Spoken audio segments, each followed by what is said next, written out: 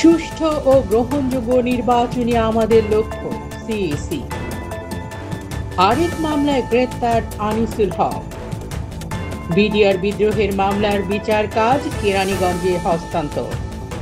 ময়মনসিংহে গভীর রাতে মাজার ভাঙচুর।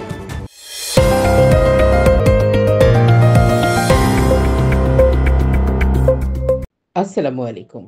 শুনছিলেন শিরোনাম, এবার বিস্তারিত। সঙ্গে আছে আমি নাজনীন তাওহিদ। প্রধান নির্বাচন কমিশনার এএমএম নাসির উদ্দিন বলেছেন, আমরা একটি সুষ্ঠু ও গ্রহণযোগ্য নির্বাচন দিতে চাই। এতে কোনো দ্বিধাদ্বন্দ্ব নেই। আমাদের লক্ষ্য একটা, কোনো দল বা গোষ্ঠীকে ভোটে জেতানোর জন্য অথবা কোনো ব্যক্তি যেন ভোটে জিততে না পারে সে কাজের জন্য আমরা নামিনি। আমরা নেমেছি সুষ্ঠু ও গ্রহণযোগ্য নির্বাচন দেওয়ার জন্য। মানুষ যাকে ভোট দেবে সেই জিতবে, এটাই আমাদের প্রত্যাশা।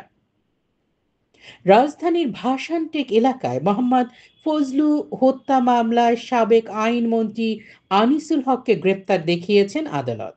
আজ বৃহস্পতিবার ৯ জানুয়ারি ঢাকা মেট্রোপলিটন ম্যাজিস্ট্রেট মোহাম্মদ মুস্তাফিজুর রহমান এই আদেশ দেন।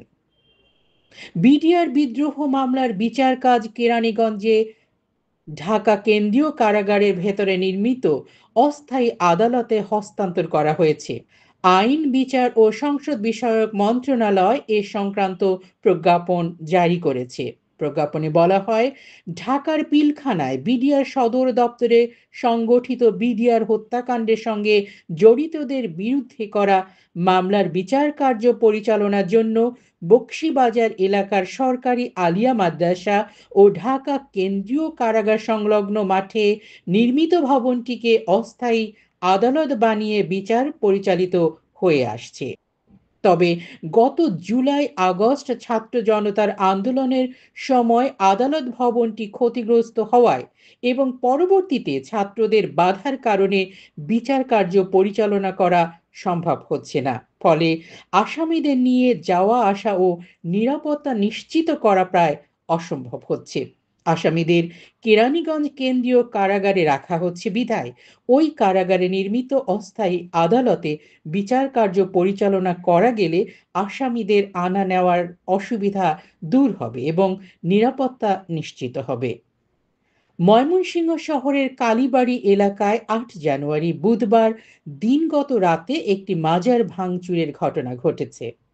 খবর পেয়ে পুলিশ ও সেনাবাহিনীর সদস্যরা ঘটনাস্থলে পৌঁছে পরিস্থিতি নিয়ন্ত্রণে নেন। ময়মনসিংহ কোতোয়ালি মডেল থানার ভারপ্রাপ্ত কর্মকর্তা মোহাম্মদ শফিকুল ইসলাম খান আজ বৃহস্পতিবার সকালে এর তথ্য নিশ্চিত করেন। প্রত্যক্ষদর্শীদের বরাত দিয়ে পুলিশ জানায়, লাঠিসোঁটা নিয়ে কালীবাড়ি এলাকায় সরকারি ডাক বাংলোর পাশের মাজারটিতে হামলা চালায় স্থানীয় একদল লোক। হামলা চালিয়ে মাজারটি ভাঙচুর ও ব্যাপক ক্ষতি সাধন করা হয়। পরে খবর পেয়ে পুলিশ ও সেনাবাহিনীর সদস্যরা এসে হামলাকারীদের তাড়িয়ে দেয়। এই ঘটনায় জড়িতদের পরিচয় শনাক্তের কাজ চলছে বলেও জানান ওসি। আজকের খবর এ পর্যন্ত। এনটিভি নিউজের সাথে থাকার জন্য অসংখ্য ধন্যবাদ।